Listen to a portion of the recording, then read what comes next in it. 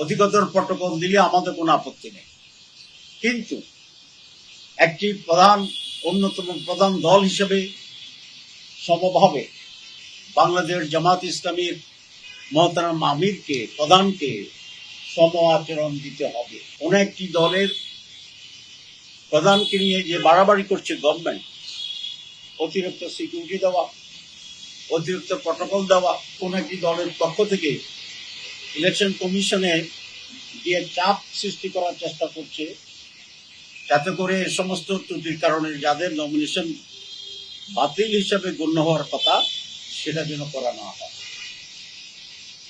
আমরা খুব স্পষ্টভাবে আজকে বলতে চাই যে কোনো ধরনের চাপে নতি স্বীকার না করে যে দলেরই হোক, ইভেন জামাত ইসলামীরও যদি হয়, তাহলে আরপিওর যে নিয়ম আছে সেই নিয়মের ভিত্তিতে যেন বৈধ এবং অবৈধ বিষয়টিকে ফয়সালা করা হয়।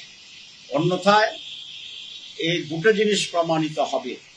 এক হচ্ছে এই ইলেকশন কমিশনার দুর্বল, তাদের পক্ষে ইলেকশন করার শেষ পর্যন্ত নিয়ে যাবে কিনা একটা সন্দেহের অবকাশ থাকবে, অথবা এই নির্বাচন কমিশন কোন একটি পার্টিকুলার দলের প্রতি পক্ষপাতিত্ব করছে।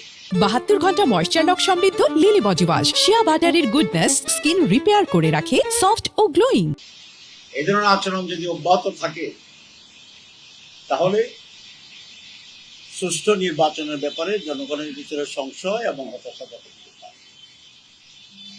আমরা আরেকটি কথা বলেছি, গত 2-3 সপ্তাহ ধরে কোন একটি দলের প্রধানকে নিয়ে যে বাড়াবাড়ি করছে গভর্নমেন্ট, অতিরিক্ত সিকিউরিটি দেওয়া, অতিরিক্ত প্রটোকল দেওয়া, এই সব কিছু মিলে তারা নির্বাচনী মাঠে যে সমতল ভূমিকার প্রশ্ন আসছে সেটিকে সুস্পষ্ট লঙ্ঘন করবে। আমরা বলছি কাউকে অধিকতর সিকিউরিটি কিংবা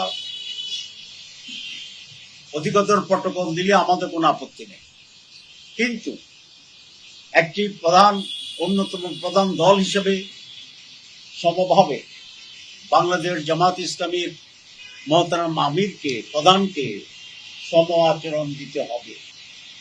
যদি এটার ব্যর্থ হয় তাহলে জাতির পক্ষপাতমূলক অপরাধের দোষে এই ইলেকশন কমিশনকে দোষী হিসাবে সাব্যস্ত করবে এবং লেভেল প্লেইং ফিল্ড এখানে বিনষ্ট হবে।